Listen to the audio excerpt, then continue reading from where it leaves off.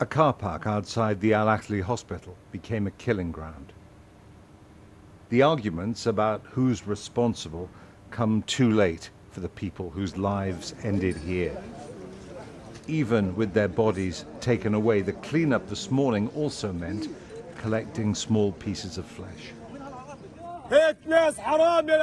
God have mercy, he said. They were civilians.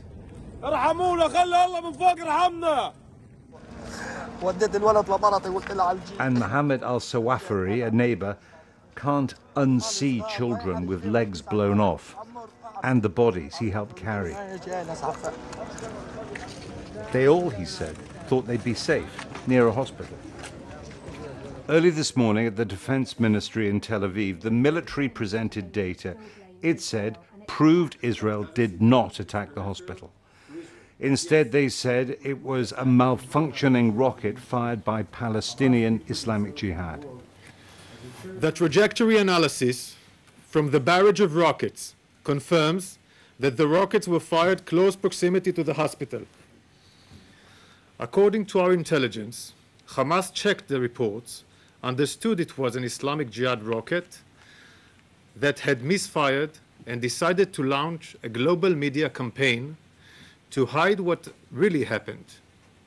They went as far as inflating the numbers of casualties. Coming to Tel Aviv was a gamble for President Biden.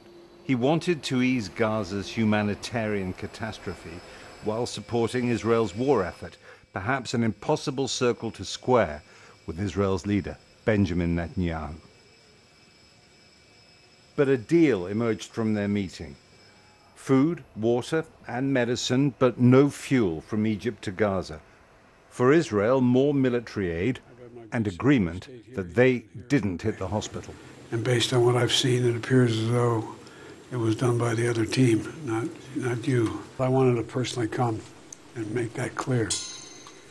Thank you for having me, and I'm looking forward to having a thorough discussion about where everybody goes from here. The president won't change the minds of those who insist Israel attacked the hospital.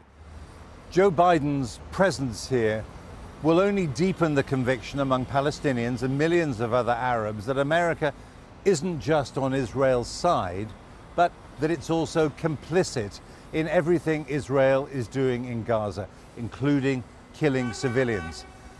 Until the Hamas attacks on Israel, President Biden dreamt of transforming the Middle East. The Americans were negotiating with Saudi Arabia and Israel to try to get the two countries to recognize each other.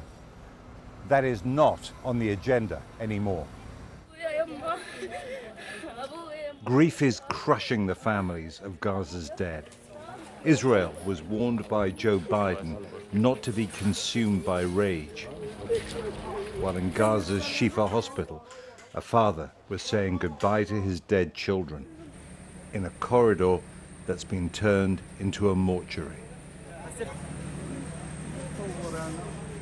A waiting room for the grave.